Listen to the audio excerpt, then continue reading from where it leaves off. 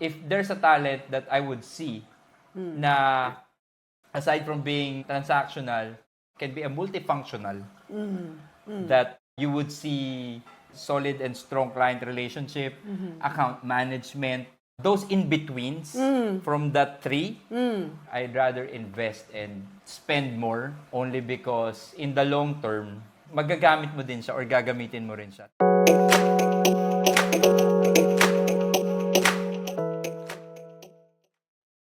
Hi everyone, this is Marie Ampeloquio from Radix HR doing another episode of Breaking the Mould. Joining me is co-founder and our COO, Randy Lobiano. Thank you so much, Marie. Welcome to our Breaking the Mold. And right now, I think we have a good set of questions about this episode. Marami tayong itatry na i-break na mold only because we're trying to, I guess, push the limit or break a new openness in the paradigm. I hope this episode would give value, to the audience that will be listening. So, Talking about value, actually, that's the central focus of our episode today. It's price over value to prompt three main questions. Recently graduated cum laude, Mr. Jose Mari. You will hear his voice. So, all right. Do we have a question? Okay, so hello, Marie and Randy. So we prepared three questions covering the topic of price versus value. Let's start with the first one. So, are you paying for people or investing in potential? Now, to reframe that in terms of a parallelism, recruitment fills roles, but transformation shapes futures. What are your thoughts on that? Super important question because as business transformers, not just in HR, we tend to look at syempre yung OPEX line. Nagsisimula yan sa budget. When you look at your budget for the year, do you see you're replacing people or are you building on with where you are so that you can build for growth? Ang nangyayari typically is that companies are paying more on the replacement cost because of attrition. And they could not funnel the growth kasi people are exiting, using the turnstile to exit the company. yep. Therefore, there's no value yet being created by the people that are starting anew. Kasi in fact, you're going to spend a lot of time teaching them the rudiments. Yep. Or hit the ground running, so to speak, so Yep. that they can speed up the growth path. Pero it's not growth. It's, work that has been left by another human being. Diba? It's become a vicious cycle that you go back to start without a clear path or clear end point, no? Correct. So most of the companies, I've experienced it before, with recruitment. It's more on how to start by, again, with the parallelism of filling the gaps. That's where we start. Yes. But not knowing how to end. Correct. No? So Correct. I think this price versus value in terms of that question, with my recruitment experience and with Radix, we tell with the clients nga, we find talents their home, no? Not just an office, diba? I love that tagline of ours. I love it. Only because it's where home is, where your heart at, diba? Which is can equate to the longevity, no? Right. Because you found a place where this would be the start of a long journey. Hence, you could see your career ends Diba? on a particular company. Correct. So- And ang masakit dun kasi, and I hope our peers in the business transformation and HR community understand na when you are amidst, for example, a budget exercise or you're talking about your people, table of organization, na sana ang conversation across the table with your CEO, CFO, COO, CPO are conversations around what culture should we espouse so that we are not left, people, good and talented people in our company do not use the turnstile. Kasi nandoon yung value. The more years they stay, the more years you know that they can contribute to the bottom line of the company. Yep. Diba? But there are people na wala pang 1 year, umaalis na.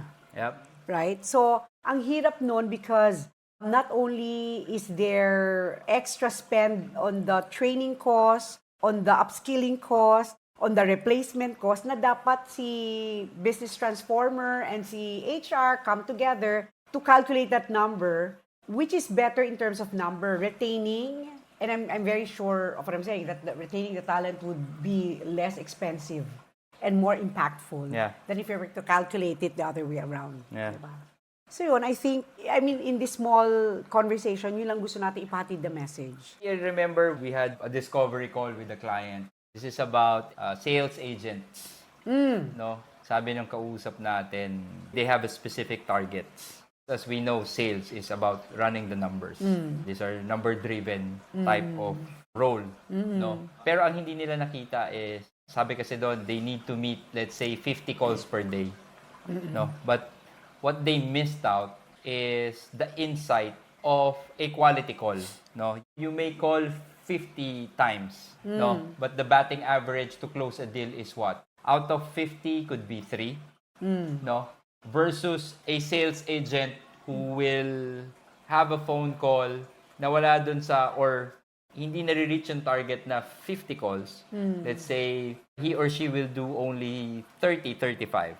No? But out of those phone calls, ang nakuklose niya na deal is, let's say, 10 to 15. So, the average of that price versus value na ang nakatingin, dapat maka-reach ka ng 50 calls versus Ganda ng point na yan. ang talagang goal mo dapat is to close a conversion from a phone call. Na, Absolutely. what would you choose? Someone who always reaches 50 calls or someone who Closes. closes 10 to 15 calls, Even with less calls to make. even with less? Super valid point.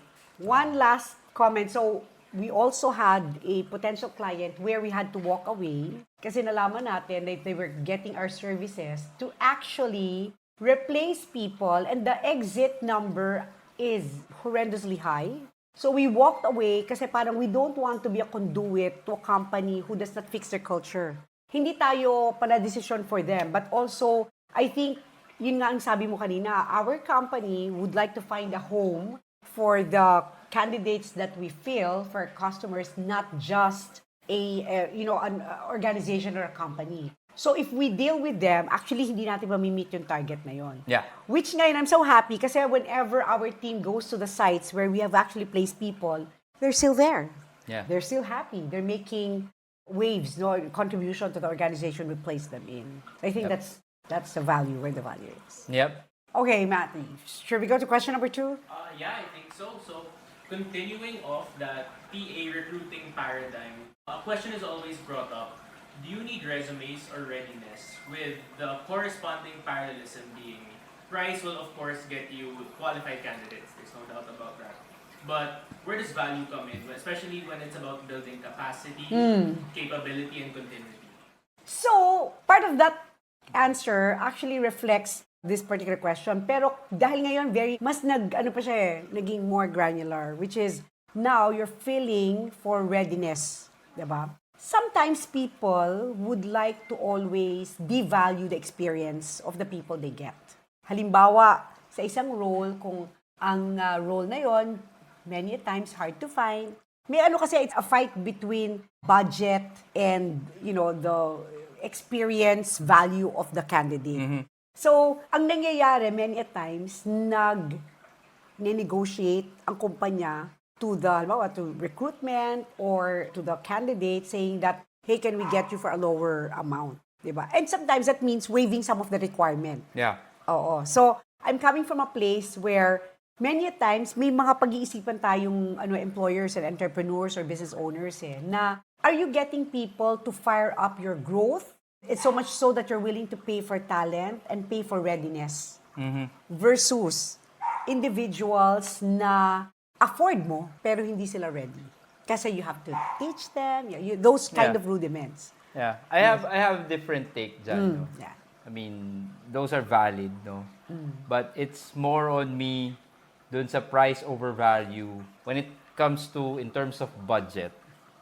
Companies have budget, which I get, no? But there are companies or clients that we have that can shell out. They can Especially- afford more than. or they are willing to shell out, even if they are budgeted, only because in terms of the talent that they want to have or to be with their organization is by definition again of the performance management of 3. being the transactional. That's your bare minimum. No? Okay. Hence, ito lang ibibigay namin sa'yo. No? Kasi with the paradigm of, ang kailangan lang naman natin, ma-fill tong role na to eh. Versus sige, I'm willing to shell out if this is the asking of that talent. And I know what the talent will give me is something transformational rather than being transactional. I think I am saving more and investing more rather than thinking of spending more. So you would rather pay for readiness, talaga. Shell out. I'd rather pay for a transformational type of talent who will have the accolades of being a transactional talent, meaning he can let's say on a TA, he or she can interview, can do a phone call, can do a report, can do a onboarding, offboarding, the end-to-end of recruitment, that funneling, no.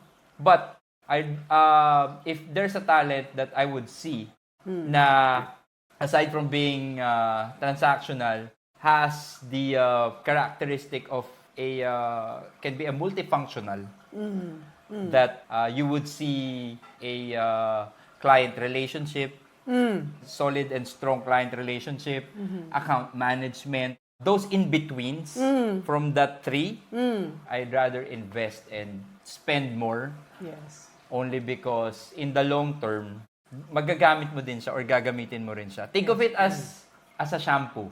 No? Bibili ka ng sachet only because kailangan mo siya ngayon. Okay. That's what. Ang kano ng shampoo ngayon na sachet? I don't know, 5 pesos? Perhaps? Maybe 10 pesos? Perhaps? Alright. Isang gamit lang. Parang yun yung transactional.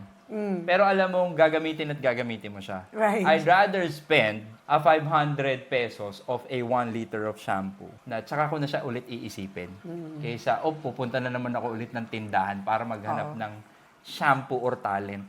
That's yung little micro things that you do actually reduces yung time mo to do more strategic stuff. And aside from that 5 pesos, imumultiply mo by number of days. You'll be spending, I don't know, 700 pesos Perhaps. versus a one-time fee of 500 pesos.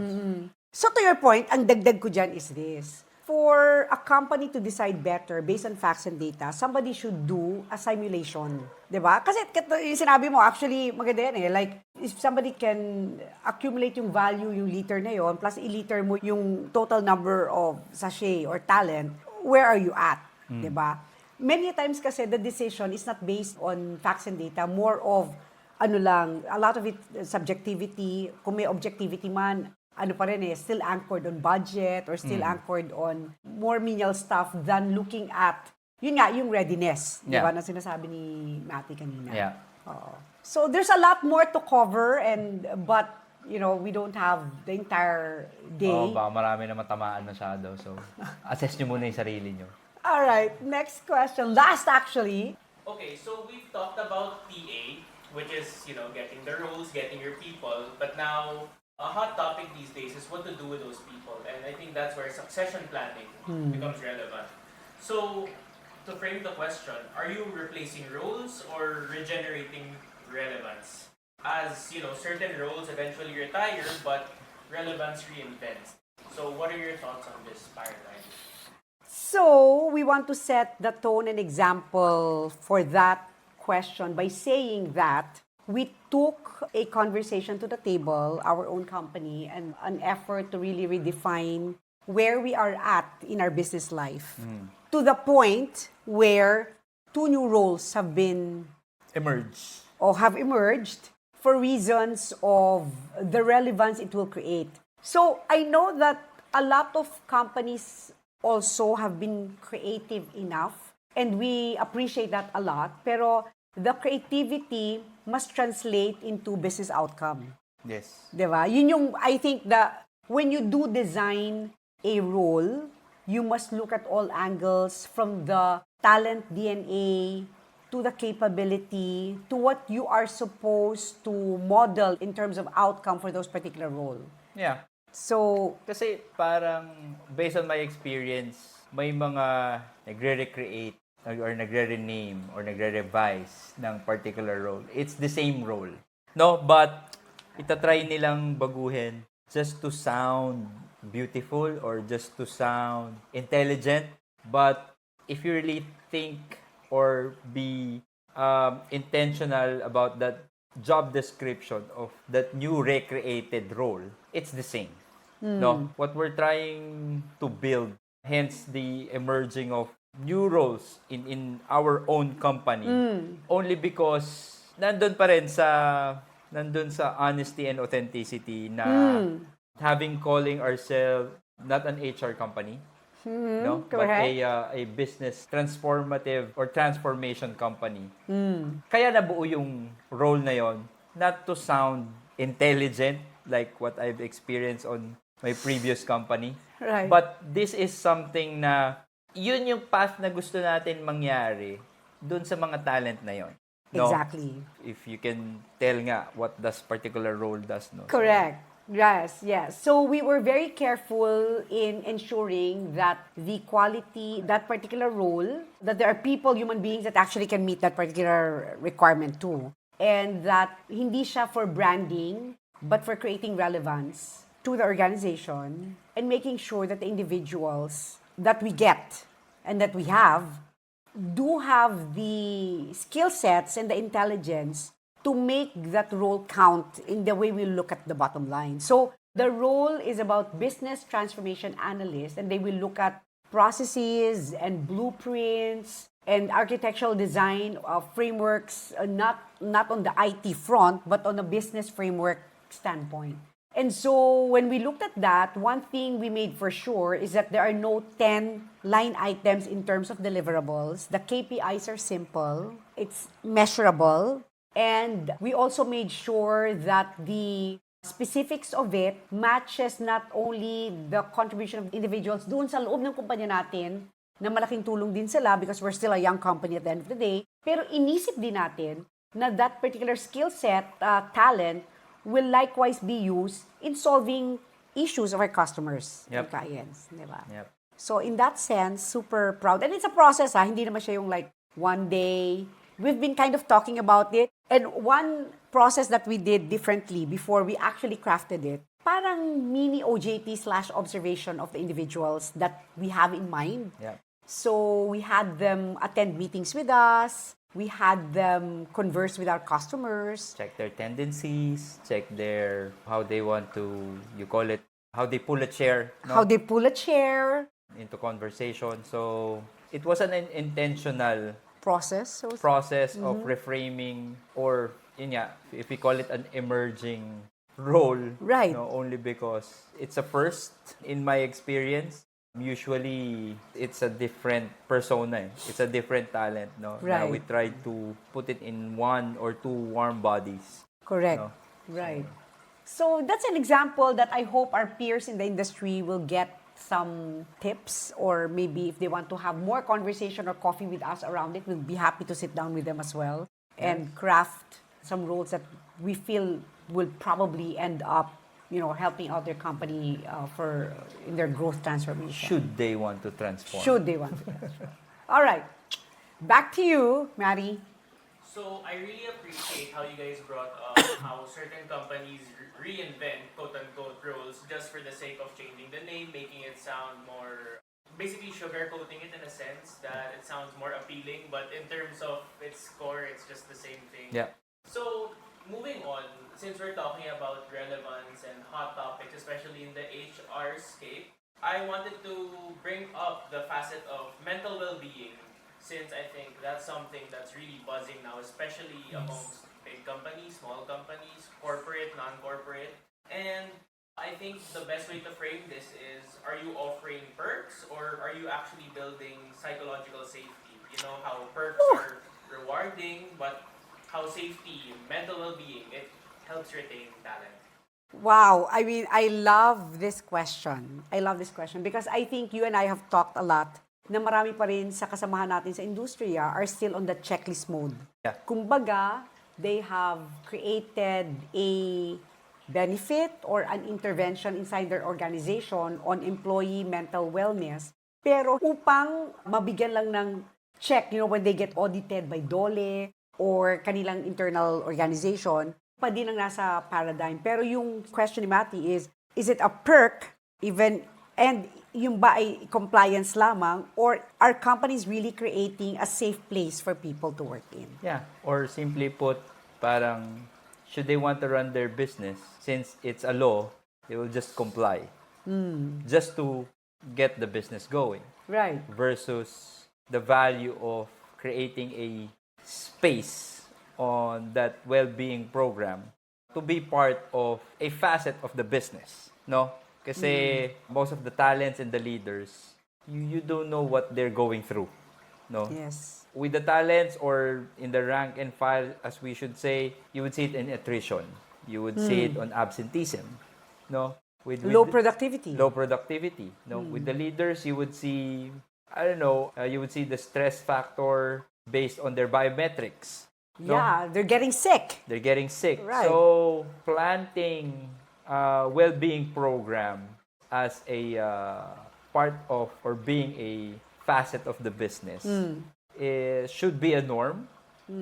Only because more than the culture, more than the KPIs, more than the profit, a healthy talent or a healthy leader is a healthy business. So, Bang on. Absolutely. Absolutely. I think yun ang isang KPI na malinaw na dapat talagang tinitingnan. That a healthy leader can espouse a healthy environment and a healthy business. It should come from somewhere. Diba? Yung belief that both the biometric or the biological biometrics, no, ng isang human being at ang functional KPIs niya are weaved together, at dun mo lang talaga malalaman na, oh, okay, maybe we are really espousing a safe workplace for our people. Yeah, because the perks paradigm is when you look on a tree, those are the fruits. No, those are the perks. Those are the price. No, but how can you create or have a most nutritious fruit without a growing deep paradigm na you embed the well-being? Embed the well-being. Yeah, paradigm. Facet, the more you nourish the roots, Absolutely. it is the exact amount of Absolutely. nutrition that you will get from that fruit or from that perks. Oo. Mas madaling magbigay ng perks if the root is so healthy. Strong and healthy. At Yeah. magiging strong and healthy lang siya kung talagang, yun nga, comparing it sa puno, maayos yung lupa, nadidiligan, binabantay mo yung longevity nung puno. Similar to a leader or a Exactly. human being for that matter, no? How much does your company, not how much in terms of money, but also how much in terms of actions and steps and Being intentional. functional, Yeah. intentional, functional, purposeful, all of those in between the KPI and the functional, nandun yung lane ng well-being. Right. And that's why in our Breaking the Mold content, we have concentrated siguro 3 episodes which will come out in quarter 3 perhaps. And we really gave enough time to it using the in-house expertise of our registered psychologist and a guest of somebody who actually embodies that particular paradigm kasi she herself was diagnosed, no? So, lalabas yung episode na yun. But that's a great question, Matty, and there's so much to talk about it, no? So, ngayon, we just literally scratched the tip of the iceberg. In this Surface, All right. All right. So, there you go. That's all we wanted to talk today. Yep. And Breaking the Mold has been on for the last 1 year plus, and we have a lot of conversations that has transpired. If you want to talk about a specific topic, like I received an email recommending a guest. Oh, perfect. So we'll probably also look into that. Keep it coming, guys. Keep it coming, and if you have like topics that you want us to go into, we'll be happy to take on the Shoot a challenge. comment, like and subscribe, or email us. All right. So that has been Maria Ampeloquio and Randy Lobiano for Radix HR in this episode of Breaking the Mold. Signing Thank you. off. Thank you.